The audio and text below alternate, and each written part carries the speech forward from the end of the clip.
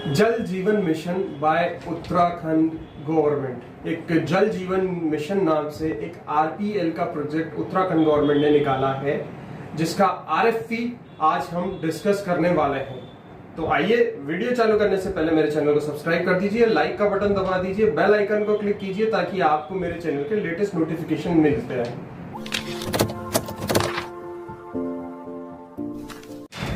नमस्कार दोस्तों, मेरा नाम है शाहिद अंसारी। आज हम देखने वाले हैं जल जीवन मिशन उत्तराखंड के अंदर जो निकला हुआ है। मैं आपको वीडियो चालू करने से सारी चीजें पहले ही बता देता हूं कि मुझे इस जो प्रोजेक्ट है, प्रोजेक्ट के लिए मुझे वेंडर चाहिए उत्तराखंड में। हाँ जी हाँ, अगर कोई मेरे साथ मिलकर काम करना चाहता है जल जीवन मिशन में उत्तराखंड के अंदर, तो वो डिस्क्रिप्शन में दिए गए नंबर पर संपर्क कर सकता है। मेरे नंबर पर संपर्क नहीं करना है, मैं आपको किसी का नंबर दे रहा हूं मेरी टीम में से, आपको उससे संपर्क करना है और इसके बारे में डिस्कस करना है। ठीक है, प्रोजेक्ट हम लोग लगा देंगे, आप यहाँ पर सिर्फ संभालना आपको है। ठीक है, अब आइए एक बार इस प्रोजेक्ट को हम समझ लेते हैं कि ये प्रोजेक्ट है क्या और किस रिगार्डिंग है।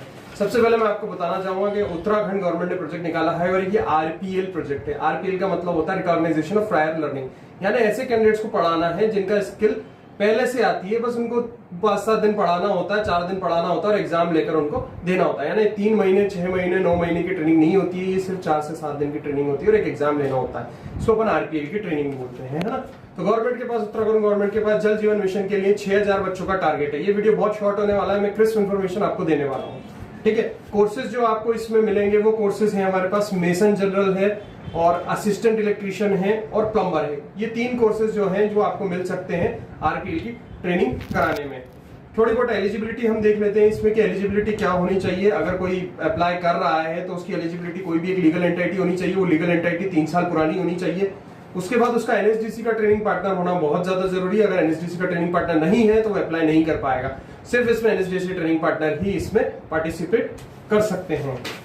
तीसरी बात, आरपीएल में उस लीगल एंटिटी का एक्सपीरियंस होना चाहिए, पहले भी आरपीएल उसने किया हुआ होना चाहिए। पहले बता चुका हूं कि 3 साल पुरानी फर्म होनी चाहिए, बिल्कुल। चौथा पॉइंट है कि टर्नओवर जो होना चाहिए वो उसका 20 लाख होना चाहिए लास्ट 3 इयर्स में। 3 साल में उसका कम से कम 20 लाख टर्नओवर होना चाहिए, तो वो एलिजिबल हो जाएगा, अदरवाइज वो एलिजिबल नहीं होगा।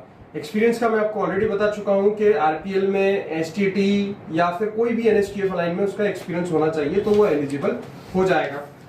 एक्सप्रेशन ऑफ इंटरेस्ट जो है वो 27 मई को निकल चुका है ना, और इसकी लास्ट डेट जो है वो 11 जून है। ठीक है, 11 जून अभी मेरे को लगता है, आज 8 जून है, तो 9, 10, 11 3 दिन है इसको अप्लाई करने में, जो इजीली किया जा सकता है।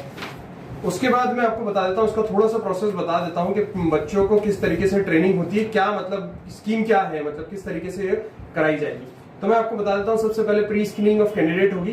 कैंडिडेट की आपको स्क्रीनिंग करनी पड़ेगी, है ना।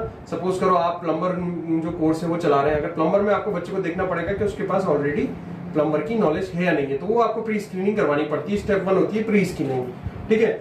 स्टेप 2 होती है डॉक्यूमेंट वेरिफिकेशन। जो भी बच्चा है आपने प्री स्क्रीन करके सिलेक्ट किया है, उसका पूरा डॉक्यूमेंट आप लेंगे। आधार कार्ड लेना रहता है, 10th-12th की जो भी मार्कशीट होती है और जो भी नेसेसरी डॉक्यूमेंट्स होते हैं उनका आपका डॉक्यूमेंट्स लेने पड़ते हैं और डॉक्यूमेंट वेरिफिकेशन करना पड़ता है। तो ये थी स्टेप 2।